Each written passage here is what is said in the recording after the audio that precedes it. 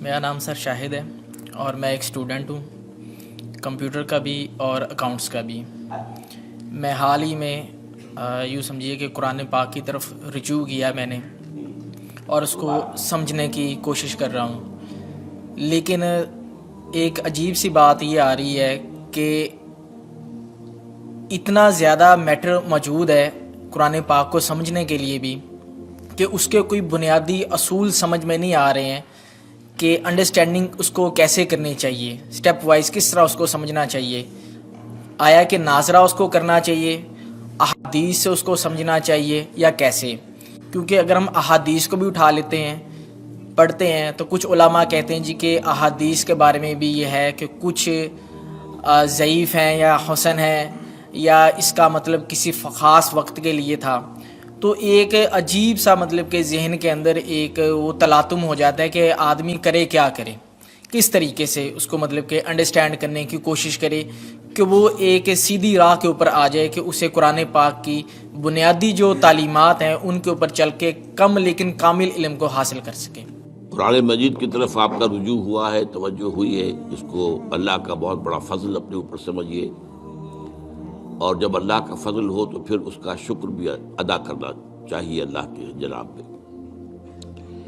میں آپ سے ایک عجیب بات کہہ رہا ہوں، شاید آپ کو بہت وہ نئی سی لگے گی۔ قرآن کو ایسے پڑھیے جیسے بدو پڑھتے تھے۔ بدو نہ فلسفی تھے، نہ منطقی تھے، نہ سائنسدان تھے، نہ ابھی حدیثیں ان کے پاس تھیں، نہ ابھی فقہ مرتب ہوئی تھی۔ وہ کیا تھا؟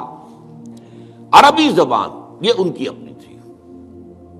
تو شرط اول جو ہے قرآن مجید کو سمجھنے کے لیے وہ عربی زبان کا صرف و نحو صحیح جاننا یہ لازم ہے۔ پھر قرآن کے متن ہی کو اصل سمجھیے۔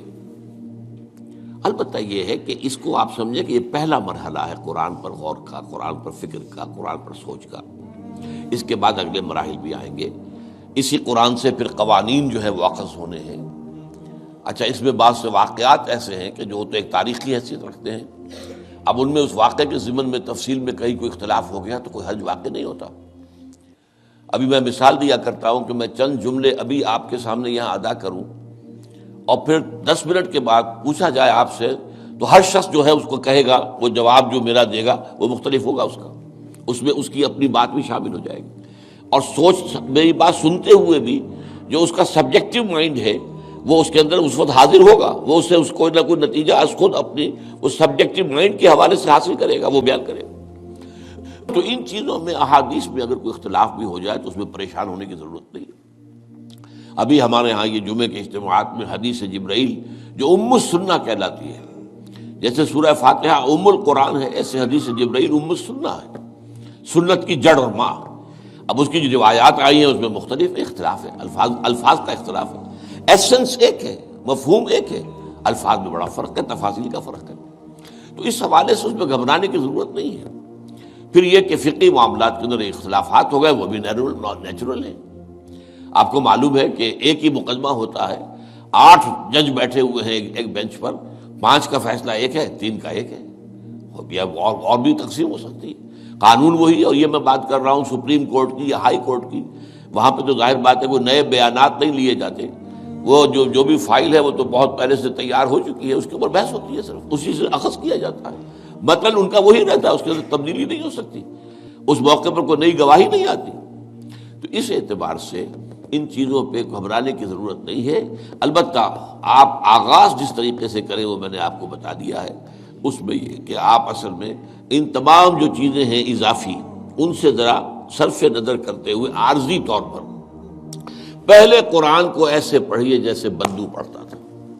اور وہی بات تھی کہ بدو پھر جس طریقے سے موٹیویٹ ہوا ہے، بدو سے مراد میں صحابہ کو عام طور پر لفظ دے رہا ہوں، یہ ان کی اس کے لیے وہ نہ سمجھیے کوئی توہین کی بات ہے، مطلب یہ کہ میں اس معنی میں کہہ رہا ہوں کہ وہ لوگ فلسفی نہیں تھے، کوئی پڑھے لکھے لوگ نہیں تھے، بلکہ امت کا نام ہی ہے یہ جو ہے امیین، ان پڑھ لوگ، ان پڑھ، ان لیٹرڈ ون، حضور کی شان بھی یہی ہے، امی ہے۔ تو انہوں نے قرآن کو جس طور سے سمجھا ہے وہ ہے بہترین طریقہ قرآن کو سمجھنے کا، اور اسی سے پھر وہ صحیح موٹیویشن ہوتی ہے کہ انہوں نے تن من دھن سب لگا دیا اللہ کے دین کے لیے اور اللہ کے دین کو غالب کر دیا۔